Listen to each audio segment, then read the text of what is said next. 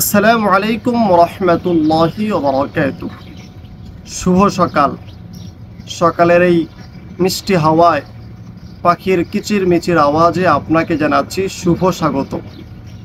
সম্মানিত দর্শক মণ্ডলী, কোনো এক মহামনীষীর বক্তব্যে শুনেছিলাম, মুসলমানের বিজয় ততদিন পর্যন্ত অনিশ্চিত যতদিন পর্যন্ত মুসলমানের ফজরের মুসল্লি এবং জুমার মুসল্লি বরাবর না হবে।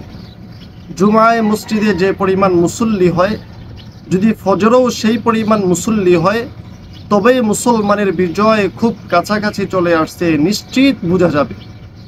ফজর অত্যন্ত গুরুত্বপূর্ণ ইবাদত, অত্যন্ত গুরুত্বপূর্ণ আমল। অন্যান্য নামাজের চাইতে ফজরের নামাজ সবচেয়ে গুরুত্বপূর্ণ নামাজ।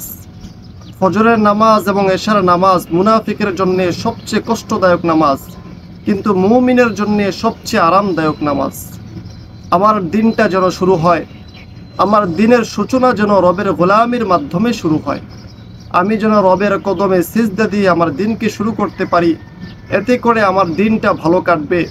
এতে করে আমি আমার পুরা দিনের জিম্মাদারি রবের হাতে দিয়ে তারপরে আমার দিনকে শুরু করলাম।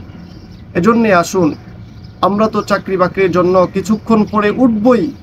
এই উঠাটা একটু আগে উঠে যেন ফজরের হাজিরা দিয়ে, রবের দরবারে হাজিরা দিয়ে তারপরে যেন আমাদের দিনটাকে শুরু করতে পারি।